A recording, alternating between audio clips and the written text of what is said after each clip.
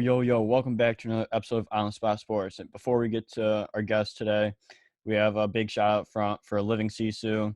Living Sisu is a platform and app that wants to give you all the tools to have success in your sport. Their main objective is to activate your lifestyle. So it's for active people. Enjoy discounts at companies like BioSteel, 30% off, Body Logics, the Goalie Guild, all his books are discounted. Roan, Lululemon for men, 20% off, online stretching programs with Eccentrics, 1 full month free. They got super silent massage guns, 20% off those. And it's a great quality. It's way less expensive than a Theragun, and it's great quality. So there's so many more discounts that you guys will need to just become a member to see. So they want to provide you with anything you need for success. So come join the community. I'm a part of it. A bunch of other athletes are a part of it. So it's free to join. It takes 20 seconds to get exclusive offers to your sport, and it's definitely worth it. So do us a huge favor and go sign up for Living Sisu's membership. It's free, takes 20 seconds. So go do it, and we'll see you there. Living Sisu is a great company. We know one of the co-founders, Zach Fricali. He's a great guy. He's the co-founder. He does a lot of live streams on Instagram at Living Sisu, with a bunch of elite athletes, and you learn a lot from like the athletes' determination, their resiliency, everything to what made them become successful. So it's been a great experience so far. So go on. I'm gonna leave the link in the description. So go sign up. Yo, welcome back to another episode of On the Spot Sports. I'm Jack, and in today's episode, we are joined by a very special guest, former professional football player, Chris Milo. Chris most recently played in the CFL, Canadian Football League, with the Edmonton Ekimos. He was drafted in 2011 by the Saskatchewan Rough Riders in the 4th round, 30th overall, and he plays college football in Laval. So it's gonna be a good time, Chris. So welcome to the show, Chris Milo. Hey, thanks for having me. Yeah, no problem. So how have you been? Like we've been like some crazy times, like things are starting to loosen up a little bit. So like how are things with you? Yeah, it's I think like everybody, we've all been affected in a different way, and whether it's us personally or family members or whatnot, friends. So it's I guess just trying to adapt to the new real life, I guess, if you want. So it's crazy times, but I think we'll get through it, and I think we'll be better off for it. Yeah, I like that mindset because a lot of people have really bad mindsets with that, but it looks like you have a positive mindset, positive outlook on that. So like that also helps when you have a positive mindset, and like that just helps everything get along, helps you get through this. Yeah, 100%. Whether we're going through a pandemic or going through everyday life, whatever it is, my dad always told me, man, just keep a smile on your face, and no matter what it is, show people that you're happy, and if you have that, I think that's step one towards having that positive mindset, and if you can do that, you'll get through anything. So Yeah, absolutely. I love that. So let's get this thing started. It's like so can you give like our viewers a little background information on yourself, like when you started playing football, like why you decided to play, and like what made you become a kicker? sure. Born and raised in an Italian family, like your buddy Zach, and I played soccer my whole life. I started playing soccer when I was 3 years old. Played up until I want to say 17, and I guess I started. We have CJEP out here in Quebec, so we have kind of you go to grade 11, I guess, in high school. And after that, we have kind of grade 12, 13, sometimes 14, which is like I guess, junior college, whatever you want to call it. So, and then after that, you go to university. But I played soccer all through up until CJEP, and then I guess my last year of high school, grade 11, was the first year that our high school actually had a football team. And I went out, I guess, during spring ball, as a defensive back, and I did it for a couple of weeks, and I was like, I don't know, I think I'll just stick to soccer and move on. And I went to watch the first game of the season just because I had a few of my classmates and people that I knew on the team, obviously, and So I went to watch, and I saw the first touchdown we ever scored, the extra point, actually hit the center in the back of the head. So I was kind of like, I think I can probably do better than that, you know? So the next day I just went to, a couple of guys on the team that were in my class. We had gym class. I was just kicking some field goals and whatnot in the gym. And they're like, hey, we need you. You got to come play. You know, I said, well, I don't know. The season started. Can I do it? You know, sure enough, went to see the coach, and I said, listen, coach, I just want to kick the ball. I don't want to do anything else. I just want to kick. And he says, listen, come to practice tomorrow. We'll see what's up. And away I went, and ended up being the MVP of the team that year. I was probably the only guy making points, so it made a bit of sense. And that's where it kind of all head off from there. And went to CJEP, played 2 years there for John Abbott College on the West Island in Montreal. Then I played 2 years of junior football in the Canadian Junior Football League. Played for the St. Leonard Cougars, which the team no longer exists as far as junior is concerned, but they still have the minor levels. After that, I went to University of Laval here in Quebec City, where I'm currently living, where my wife is from. So after football was done, we kind of just came back here. So played 4 years there. Played for Team Canada for 3 years before that in a junior program that was kind of cool, because we went to basically as a little competition between the U.S. So we had teams from Japan, Mexico, Germany, basically we'd play them in a little mini tournament during the week of the Super Bowl, leading up to the Super Bowl, which was kind of cool. And then after that, after college, in 2010 was my last year. Won 2 national championships, one in 2008, one in 2010. Ended up being drafted, like you mentioned, by Saskatchewan in 2011. Went out there. I was there from 2011 to 2015. We won a Grey Cup in 2013 in front of our fans, which was absolutely insane. It was awesome. And then in 2015, ended up moving to Ottawa. As you can see right now, just wearing the Red Blacks colors. Won a championship there in 2016, which is cool. And then I just ended up playing a couple of games Edmonton in 2017.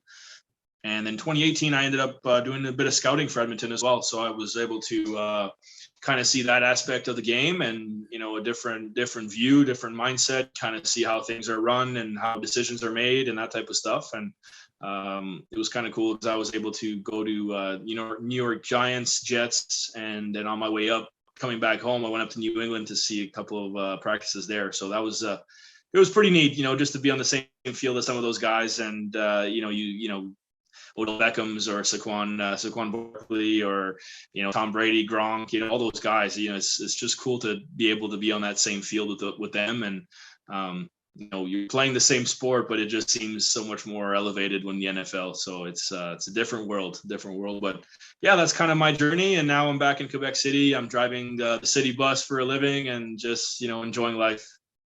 Yeah, what a story! You go from a star soccer player to get that shot in football where you're the kicker, getting them points and getting the first ever point for them, and then go on this run where you're playing for Canada and then you go to junior Everything football, happens so pro fast. football, and you also did a little scouting. That must have been a whole different experience when you're just learning it from the management point of view and just overseeing what you did for so many years before going over to the scouting ranks. Yeah, absolutely. It's a completely different world, and you kind of you get a better idea as far as how things are done. And as a player, you don't necessarily see that aspect of the game, or you have an idea of what it might be, but when you're actually there and you're able to be in those meetings with the GM and the coaches and the staff around, it's kind of it's pretty neat to see how things are done, and to have that that experience to go to the NFL, and just to when you compare the CFL and the NFL, it's just like, I don't know, there is no comparison really. It's just a completely different world. You have just the simple things. You walk into the facility, there's everything you need as far as energy drinks, the food, supplements, weights, facility, anything you need is there, right? So money is there, obviously a bit lacking in the CFL, but hopefully they can hit the ground running, and being back and playing this year, hopefully it could be a bright future for the league. So Yeah, absolutely. And like, so like, what were some of the biggest things that you learned from like the scouting side of things that you were like that you didn't really see and when you were playing and just like realizing about like all the like what you thought about before going into that scouting ring? Well, it's more so just, you appreciate all the hard work that's put in. All the guys that are behind the scenes, people that don't necessarily get all the credit or any credit at all, right? It's the GM is his team and he makes the final decisions. But at the end of the day, it's just the amount of work that's put in by people around him, and especially the scouts who are on the road every day. They're traveling from hotel to hotel, facility to facility, meeting new people, trying to make contacts, trying to writing reports on hundreds of players, and it's not one or two lines. Like, you're writing an in-depth report on these guys, because at the end of the day, you're trying to find the best players to help your team and make your team better. So just the amount of work, I think, is what really stood out to me. And I think you appreciate those people a lot more after you've gone through it, and after you've experienced it. I think, like anything really, but really in that aspect of football, it's really cool to see. And it's a tight fraternity, tight little fraternity, if you want. Like, it's they know where you're coming from. It's you're able to ask questions and to learn from these people that have years and years of experience, and you try to take that and bring that to your own team, and see how you can better yourselves, and get to that level eventually. So Yeah, for sure. It's like, was it hard work in the aspect like there's a ton of work to do, or were you just happy to do it and like just having fun with it because you're trying to make the team better and trying to get the guys that deserve a shot and like that are gonna make your team better? yeah, no, it's I definitely embraced it, just because it was a tough transition, not gonna lie, to from football to nothing to potentially being back with the team and being with an organization, something that's bigger than me. So that was pretty cool, just to be able to have the opportunity, and I took full advantage of it. I really embraced it. I didn't mind doing the work, and I didn't mind doing the traveling. It was fun. It was fun to still have the foot inside the game, and to impact your team in a different way, I guess. But yeah, no, it was definitely something that I saw myself doing, that I knew I could do, and yeah, it was a really cool experience.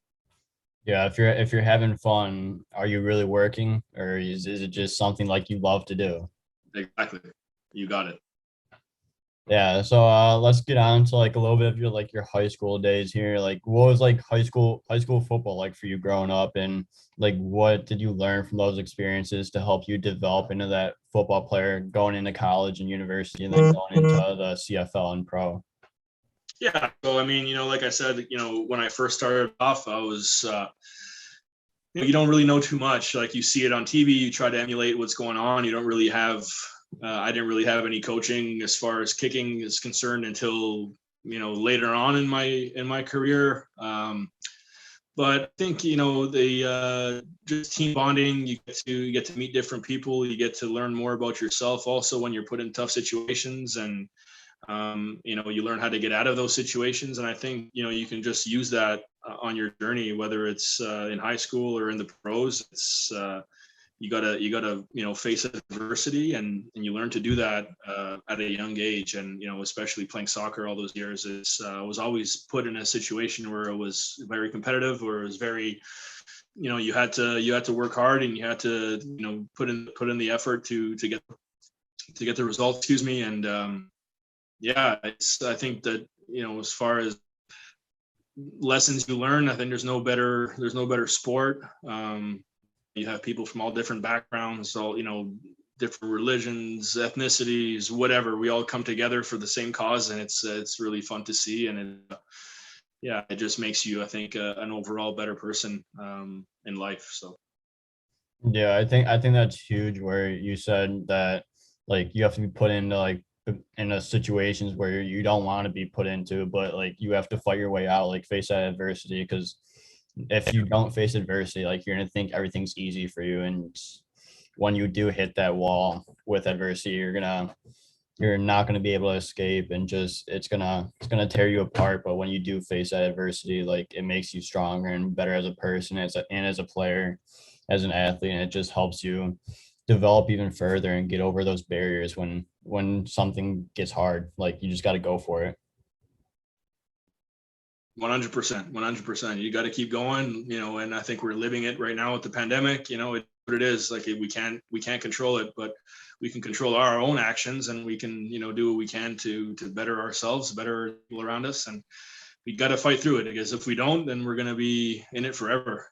So put your head down, get your lunch pail and let's go. So. Yeah, exactly. So then after high school, you go on to play college football. You played in Laval. So like, what made you choose to stay in Canada play college football? Yeah, I mean, I did have an opportunity once I was in school. I got a call from Baylor, but I was kind of already here. I was already with the team, and I kind of felt bad leaving. I'm a very loyal guy, and when I say I'm going to be there, I'll be there. And it was kind of the semester already started, and I was like, you know what, I'm going to stay here, and it's pretty much the Alabama of Canada, if you want. We're best program in the country. We have the best facilities, the coaching staff. It's they really treat you as a pro, and they really I guess kind of build you up to what you can expect once you do hit the pros, or once you do have that opportunity. So it's really well run, and I wanted to win. I wanted to be on a winning team, and I wanted to contribute to to the best team in the country. And sure enough, I was lucky enough to do it for 4 years. We won 2 championships, which was awesome. And yeah, my last game in that uniform was lifting the cup in front of our fans at home in the snow. It was just a surreal ending, I guess, to my college career. And yeah, just great experiences that we'll never forget. So. Yeah, that's awesome. That's what it's all about, is the experiences. So going into college, like, did you expect anything to like develop into like a possible pro career after that, or like what? And like also, what was that like transition like from going from high school to college, which is a whole nother step up? Yeah, it's the pace of the game is completely quicker. And that the guys are bigger, they're stronger, they're faster, so it's as far as kicking it's concerned, like you have a lot less time, because the guys are coming at you pretty quick. So it's I think that aspect took a bit of time to really grasp and to really be comfortable with. But other than that, it was just, for me, it was just kicking a ball, so it's something that I've been doing since I can walk. So it was that part was okay. It was just more so having the body kind of change. You're in your teen years, you're transitioning, so everything is, you're trying to get used to yourself and used to your new body and that type of stuff. But yeah,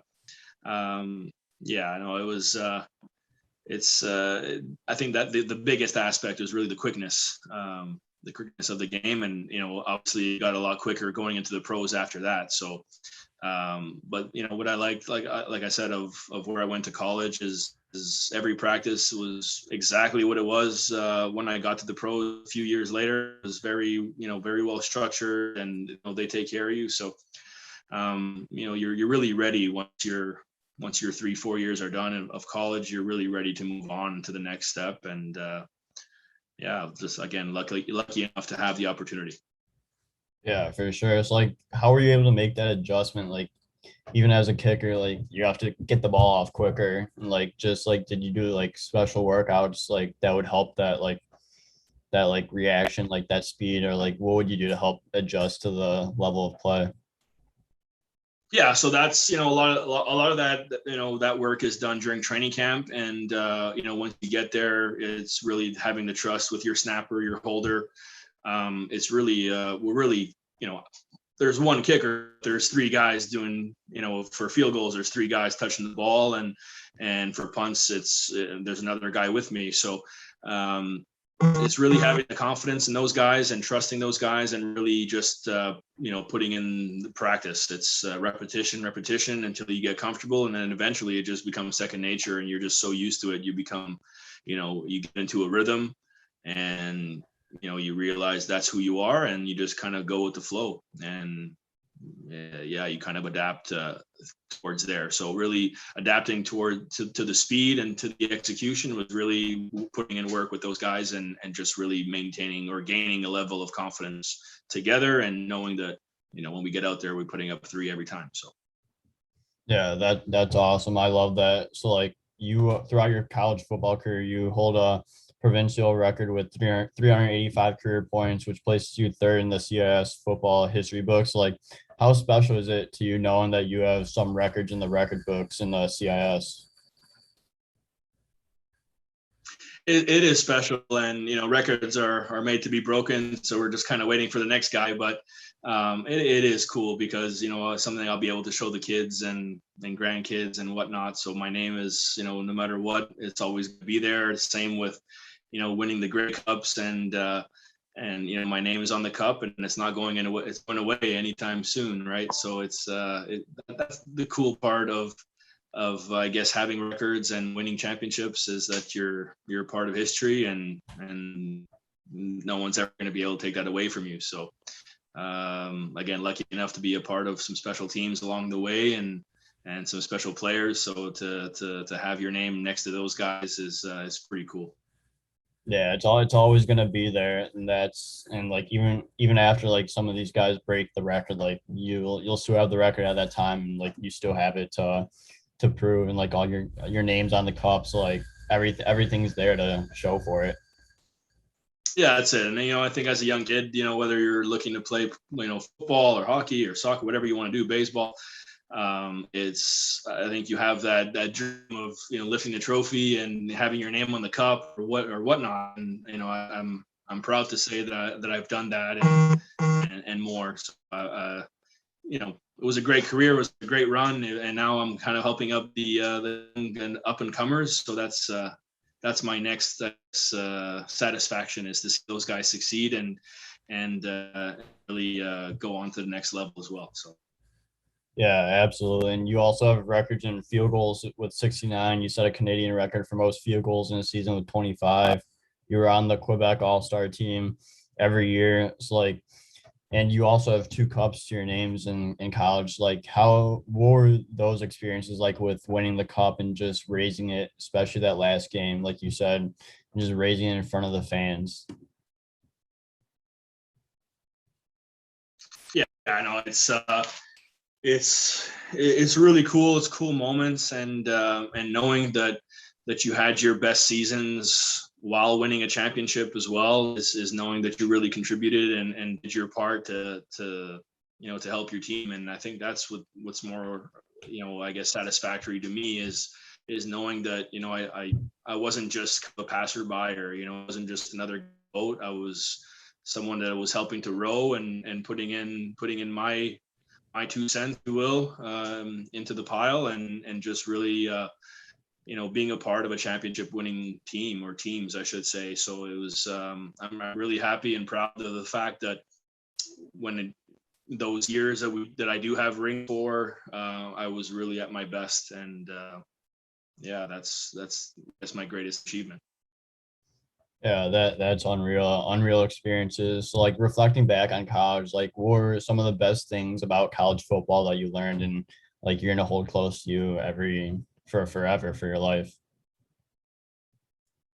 Yeah, I mean, the bonds that you make, the friendships that you create. I just spoke with my buddy right now, maybe half an hour ago. He just had his first baby, so it's just cool just to see guys, first of all, to live those moments with those guys when you're in your, late teens, early 20s, and you're living things, and you're not really thinking about anything else but that present moment. And but now, 15 years later, you look back and it's like, wow, that we were just kids. Now we're adults and we got jobs and we got kids and we, but it's just cool to still have those relationships and the championships will bind you forever.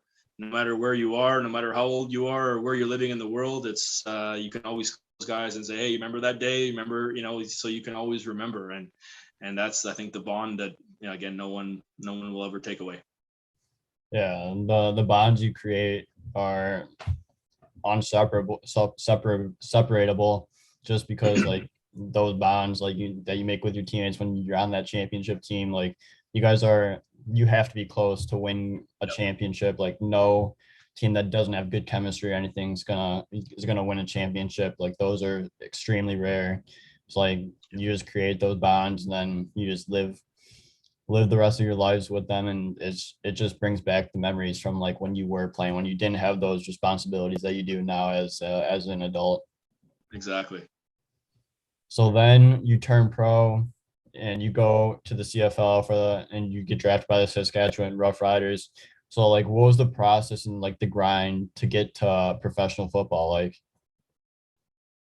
Yeah, I mean, again, it's a lot of preparation. It's a lot of work, throughout the summer and just getting ready. For me, it was more so just being confident and being able to go to camp, with a sense of confidence and knowing that I can, again, it was just kicking a ball. So whether it's in college or high school or the pros, the field is the same and the ball is the same. So for me, it wasn't that big of a difference. It was more so coping with the pressure and coping with having 40,000 fans in the stadium that you are representing, and I kind of compare Saskatchewan to player for the Montreal Canadiens, whereas the fans are just incredibly insane. They're very knowledgeable. They know the game. They know where you live, they know what you eat, they know what time you go to the bathroom and what time you go to bed at night, so it's good when you're winning, but when you're losing, they tell you, and that they have the right to do that, because they know what's going to understand that aspect of the game. But it was a really amazing. I think there's no better place in Canada to play football than Saskatchewan. It's really Canada's team, and it's there's not many people there, right? That's all they have. And, you walk around the streets, people recognize you, it's kind of cool. It was cool to live that experience and to, you're eating. I remember I was with my wife and we were with our head coach and his wife. We were just having dinner, and, all of a sudden you got a few shots or whatnot coming to the table, and it's like, hey, cheers. It's just from fans that know that you're there, and it's cool. It was really, really cool to live that and to be a part of that organization and that community, and just great people. It was some of the best time I had playing football, and just being away from home, growing up with my wife, and just kind of building family together and doing things on our own as adults. And just amazing experiences. Like I said, and then we moved on to Ottawa a few years later, and it was also great there. It was fun. Our daughter was born in Ottawa, so we'll always have a special place in our heart. And so it was, again, just an amazing experience throughout. And like I said, I'm preparing the future for the up and comers, so they can live that same experience.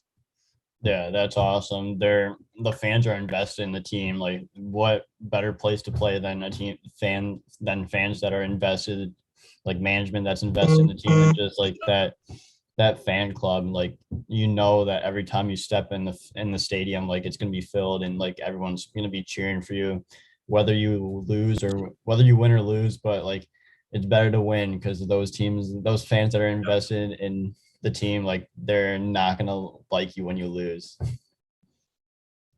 No, exactly. Winning cures everything. Yeah, absolutely. So then you go on to play 5 seasons for the Rough Riders, helping them win a Grey Cup in 2013. So like, what was that year like for you, and helping the team win the Grey Cups, and just being there, and the emotions that went through you when the clock hit 0? Yeah, I know. It was, the Grey Cup was at home that year, so we kind of had a mindset, right from training camp, that we wanted to be in that, at least be in that game and have a chance to compete. And we were off to such a hot start. I think we started off 7-0, and then we were 8-1. We lost our running back for a few games, and we went on a 4-game losing streak, and it was kind of like, okay, what's going on? But then we hit our stride after that when he came back, and we never looked back really. We firing the Grey Cup game. It was, I don't know, 31-3 or something at halftime or whatever it was, and it was kind of like we knew the game was over, but we knew we had to kind of keep our foot on the gas and not let up, because they had a powerful offense, and they can hit us with a game-changing play anytime. So it was like a crazy cold week. That whole week, leading up to the Grey Cup, it was like minus 40 Celsius. We're practicing outside. We practiced outside twice that week. Out of 3 practices, we were outside twice. I remember our punter, Ricky, it was punting day and we were outside, so we had to get warm, or he had to get warm. I was just kind of shagging balls for him, and they had put like a little tent or whatnot with some heaters, and he was on the other side of the field kicking towards the tent, and he took 5 balls with him, and he punted the first 2 and they landed, but it was so cold that the balls exploded as soon as it hit the ground, like they just poof, and it was like, so I called him over. I said, buddy, like, stop kicking, like we only have 3 balls left and we got 3 practices to go, so it's like, that was kind of a cool experience that week. But then, come game day, it was Sunday night. It was such a beautiful night. It was like 3 degrees Celsius. It was just beautiful. Not a cloud in the sky, and the stadium was packed. And, again, we were up big at halftime. So and then we came out in the second half, we scored another one early. So it was kind of, everyone's nerves just kind of settled down. And, when the clock was nearing 0, and it was just, you turn around and I was next to my buddy Ricky, and, we had such a great season, and just the emotions run, all the emotions run through, you have happy tears, and you're yelling, and you're jumping up and down. And it was, it was surreal. The fans didn't even leave the stadium. They were still there. They stayed there for hours after it was over. It was incredible. It was awesome. Yeah, that's awesome. Just like the bonds you build again, and like the memories you make, like that's what it's all about. And just you love when that happens, and like those moments you get to share with everyone. Absolutely. Yeah, it was great.